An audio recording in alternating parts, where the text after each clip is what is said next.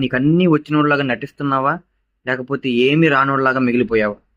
Guys, మనం చుట్టూ ఉన్న వాళ్ళు మనల్ని ఎలా ట్రీట్ చేస్తారంటే, నువ్వు 10th, ఇంటర్, బీటెక్ ఈ 3 పార్ట్స్‌లో నువ్వు ఒక్క సబ్జెక్ట్ కూడా ఆగకుండా పాస్ అయితే నువ్వు టాపర్. అదే కొంచెం ఆగుతా అవజేసుకున్నావంటే నువ్వు ఇంటర్మీడియేట్. అసలు మన కాలేజ్‌కి ఎళ్ళకపోతే నువ్వు డల్లర్. సో, మన చుట్టూ ఉండేవాళ్ళు మనల్ని ఈ 3 కేటగిరీస్. నువ్వు బాగా చదివి కాలేజ్‌కి మంచి సాంప్రదాయని అనుకున్నావనుకో నువ్వు టాపర్. అసలు నువ్వు రోడ్లెమ్మట తిరిగి అసలు నేనెందుకు కాలేజ్‌కెళ్ళాలి అని క్వెషన్ ఏసావనుకో నువ్వు వరస్ట్. నువ్వు వేస్ట్ ఫెలో. కానీ వాళ్ళందరి గురించి పక్కన పెడితే నీకేం వచ్చు, నీకేది రాదు, నువ్వేం చేయగలవు, నువ్వేం చేయలేవు. ఆ?